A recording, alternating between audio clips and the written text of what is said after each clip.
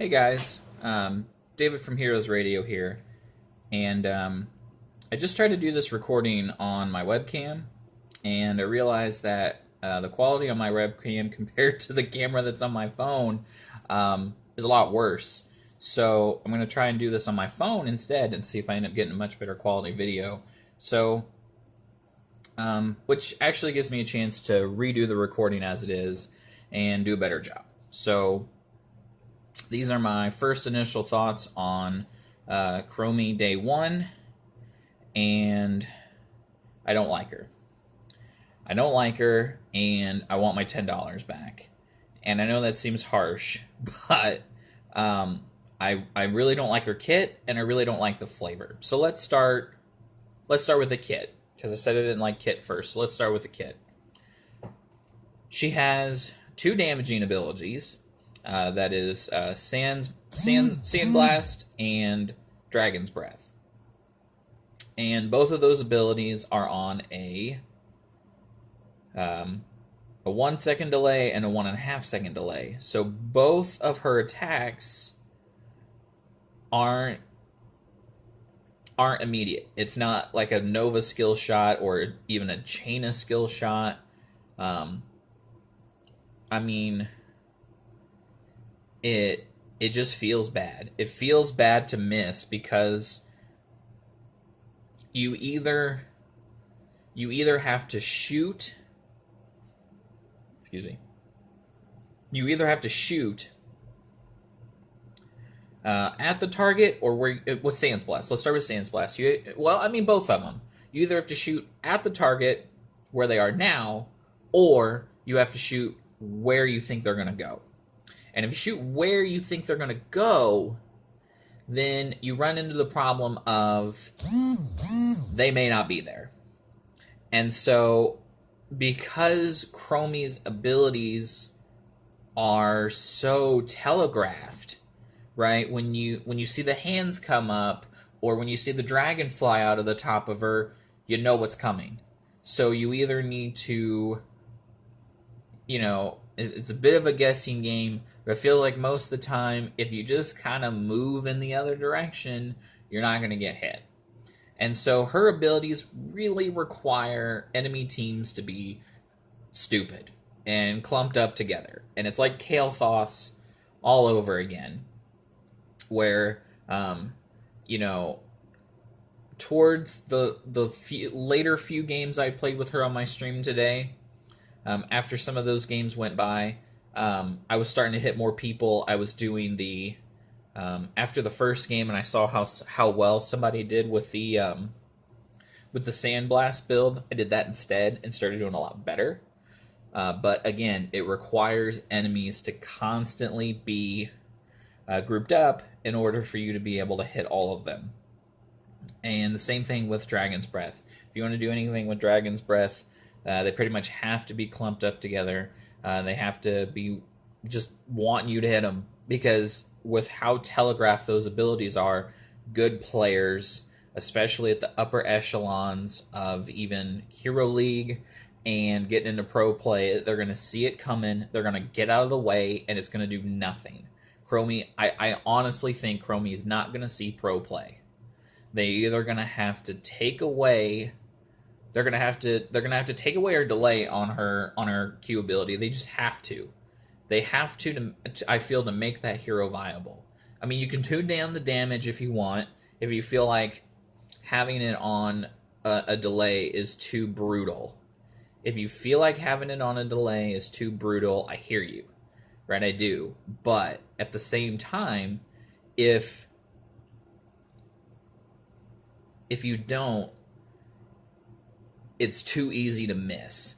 And on top of that, her Q ability does nothing. So let's get into that for a second. What happens when the rest of your team dies and you're the only one left on the field? Well, you don't get to do jack. You really don't get to do jack, because your lane clear is bad. You can't take camps. You only have 2 damaging abilities, and your auto attack is a pea shooter.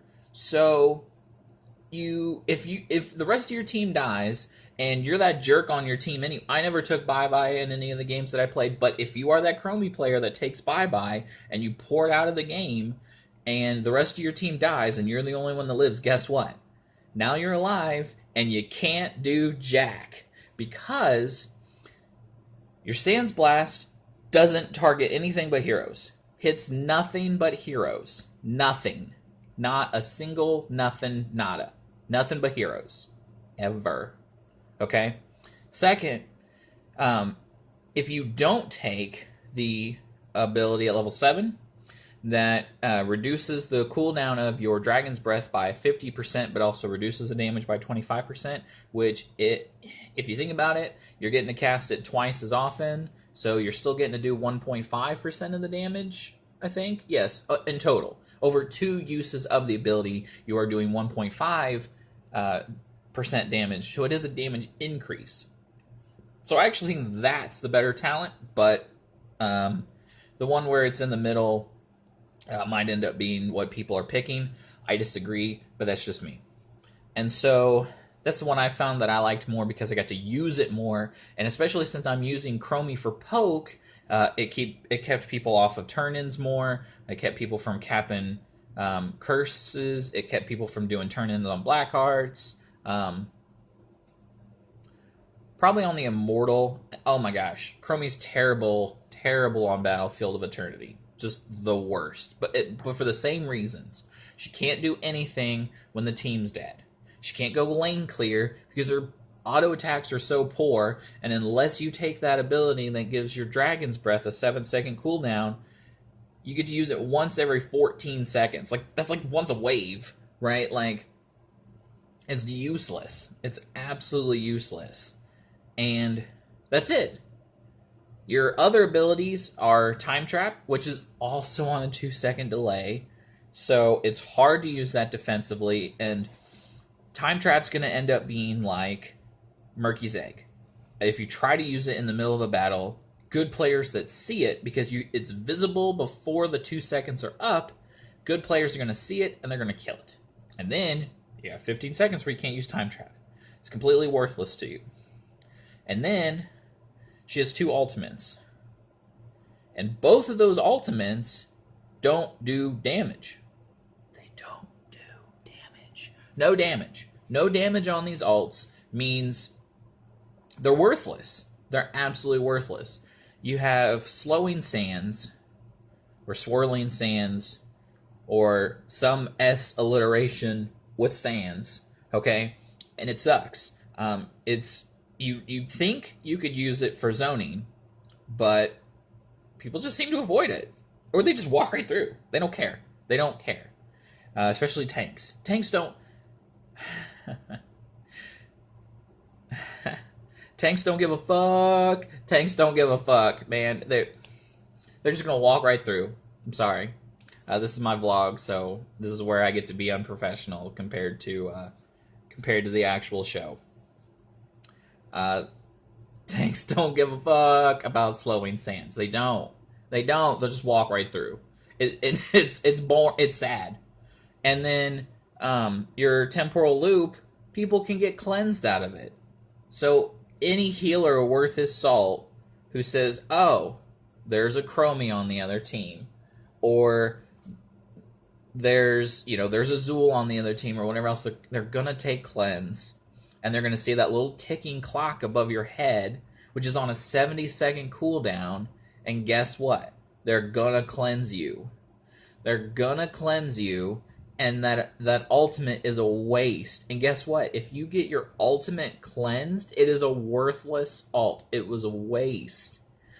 So both of her ults do no damage. And if you stun Chromie, I'm pretty sure her Slowing Sands is still like a channel. So if you do something like a stun, it cancels her sands anyway. Both of her ults are bad. Both of her ults are bad, and I'm already almost at 10 minutes for this recording, so I'm just going to wrap up with the flavor real quick. See if I can get that done in like 20 seconds, okay? The flavor's bad. She's more gnome than she is dragon. The only things that allude to her being a dragon is that when she used her sand blast, her little hands come up, and when she used Dragon's Breath, the little dragon shoots up out of the top of her. And if you pick the bye-bye talent, which I don't like you if you do, because it's bad. Anyway, but if you do pick it, then the little dragon shoots up out of her when she does her hearth animation. Okay, fine. That's the only 3 things that make her feel dragon-like at all. She doesn't mount up and turn into a dragon. She doesn't have a dragon mount form. Nothing. She has nothing interesting about her that alludes to the fact that she's a dragon. So, her abilities are garbage, I feel. Her